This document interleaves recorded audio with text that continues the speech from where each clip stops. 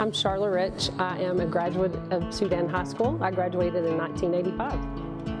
Charla, are there any experiences or even specific classes that made an impact on your career path? Definitely. Science was my favorite class. I had excellent science teachers in junior high that I remember, and on into high school. Particularly remember Donna Lance and Buddy Lawrence had a huge impact on me and my decision to pick my career. And I'll tell you a little story. I think it was probably we were being punished because in biology we had to write a paper, and she threw these SRA pages out on our desk and said, and they were about careers, different careers, and we had to write a paper about them. And it just so happens that mine was medical technology, and I read that, and at that time I was a sophomore in high school, and I thought, that's what I want to be when I grow up. And sure enough, that's what I did. So science was big for me. I loved all my classes, though. I'm not lying, kids say that, but I wouldn't trade what I learned. I was very well equipped when I left Sudan High School. And who do you work for now? What is your profession? I work for Abbott Laboratories in transfusion medicine. Believe it or not, we sell instruments that test blood.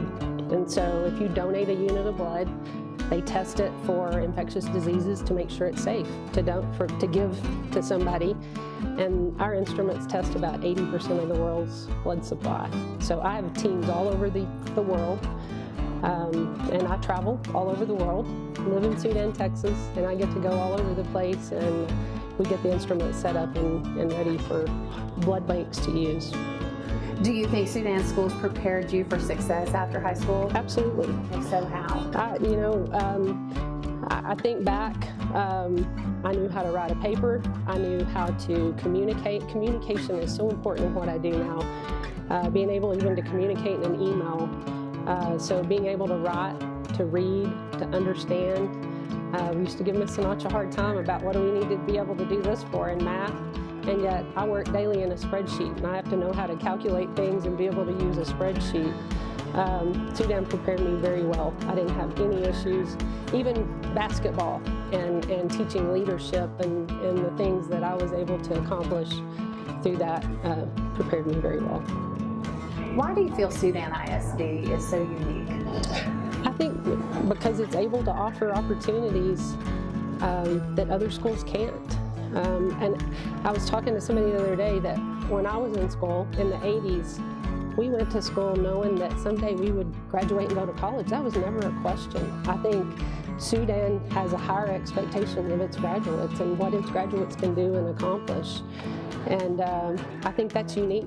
I don't think you see that in a lot of schools.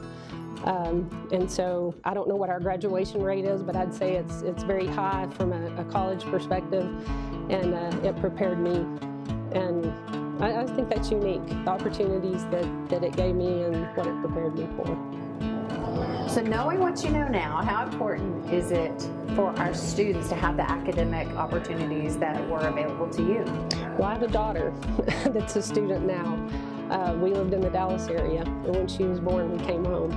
One of the reasons we came home was to be near family, but the other reason was so she could go to school in Sudan.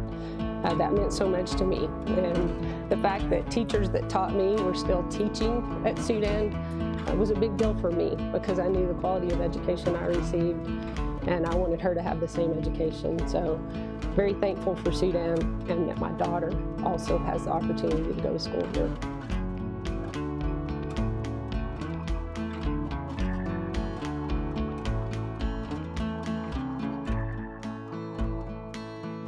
The mission of the Sudan Education Foundation is to provide opportunities for excellence in education, to promote innovative teaching, and to partner with the community to enhance educational opportunities for the students of ISD.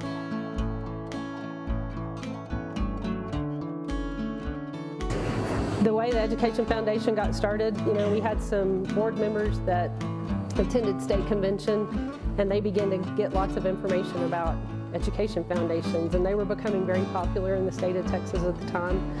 And state funding right now for small schools is declining rapidly, and the Educational Foundation gives us the opportunity to try to help our schools and to provide funding. And so they started the board. We met in January of this year. It's a group of community leaders that came together. We nominated officers and we formed committees. So tax money is necessary for a school to run, but it is mandated funds, just like the fund that comes from the state are. So you should donate because your money goes to these additional opportunities that we're able to provide to our students in their education.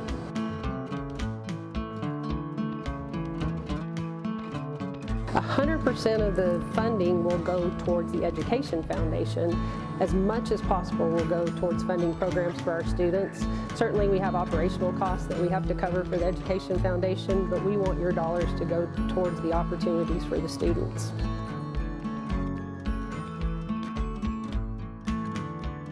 I think it benefits students because it provides opportunities for our students that they might not have otherwise. You know, I grew up in Sudan schools.